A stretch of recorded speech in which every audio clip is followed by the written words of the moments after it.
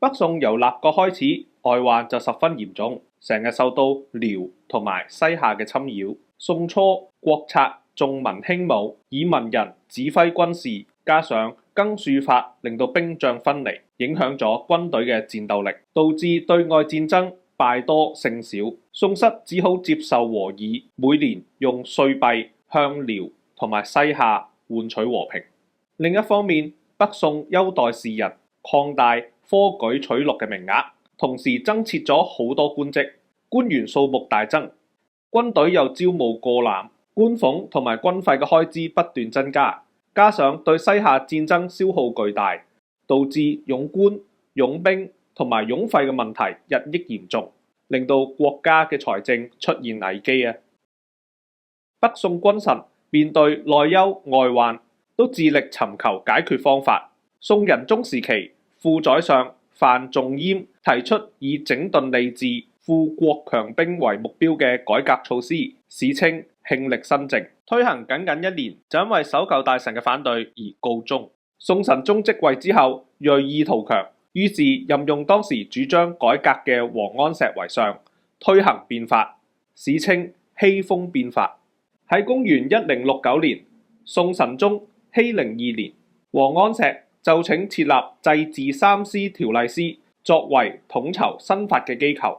變法包括經濟、軍事、文教三方面，以富國強兵、培養人才為目標。喺經濟措施方面，新法着重照顧民生同埋增加財政收入。青苗法就係每年春夏之間，農作物未成熟，農民嘅儲糧快要食盡嘅時候，朝廷就透過低息貸款同埋借糧，協助農民渡過困境，免受高利貸嘅剝削。免役法就係令百姓可以繳納金錢代替服役，可以專心務農。另外，亦都鼓勵開墾荒地，促進農業生產，既保障農民生計，亦都增加咗國庫收入。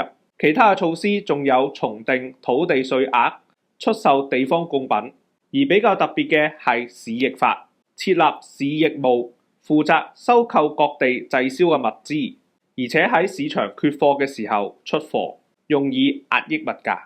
呢啲措施唔單止照顧民生，亦都開拓咗朝廷嘅收入來源。喺文教方面，王安石創立太學三舍法，將太學分為外舍、內舍同埋上舍三級。太學生根據考試成績依次升舍，喺地方廣設學校，藉學校培育同埋選拔人才。又改革科舉，進士科唔考詩賦，改試時務、經義等等。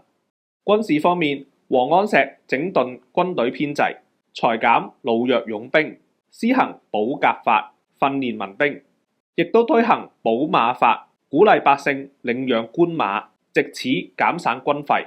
另一方面，為咗增強軍事力量，以治將法取代更戍法，改由固定嘅將領統領同埋訓練士兵，亦都設立軍器監，監造兵器，改良軍備。喺宋神宗時期，變法其實都取得唔少成效嘅喎。不過呢個變法亦都一度中斷，主要嘅問題有兩個。第一個係部分官員反對，朝中部分官員雖然有改革嘅意向，但係唔認同王安石急於求成嘅推行方式。以司馬光為首嘅保守官員認為變法違反祖宗定下嘅法規，於是群起抵制，增加咗變法推行嘅阻力。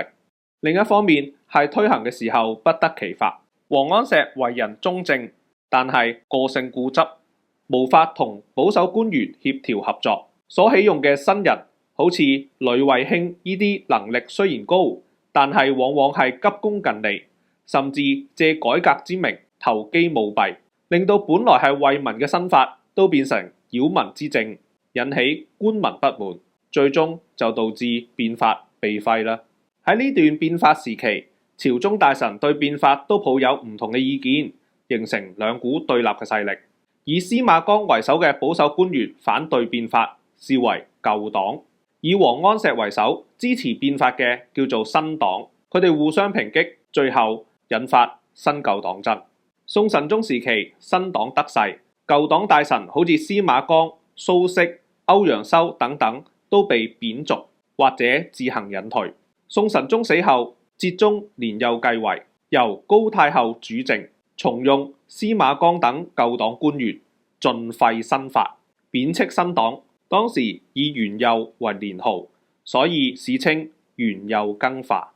由呢個時候起，兩黨就以排斥異己、奪取權力為目標，導致政風敗壞。宋哲宗親政之後，又起用返新黨，復行新法，排斥舊黨。宋徽宗即位初期，由向太后掌權，舊黨再次得勢。去到徽宗親政，起用新黨蔡京執政。蔡京將元佑舊黨大臣120人列為奸黨，將佢哋嘅名刻喺元佑黨籍碑之上，禁止佢哋同埋佢嘅子孫為官。舊黨勢力就從此一蹶不振。不過新黨內部嘅鬥爭就未停過㗎，新舊黨爭持續50幾年。起初因為變法而引起，兩黨交替執政，新法時行時廢。去到宋徽宗、蔡京執政期間，佢就同宦官童貫朋比為奸，朝廷就因此忠良盡去。北宋就喺內憂外患之下瀕臨滅亡啦。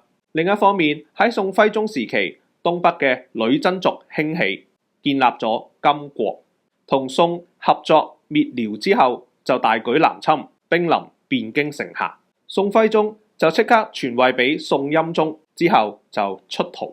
欽宗之後同金議和。第二年，金兵再度南下，攻陷汴京。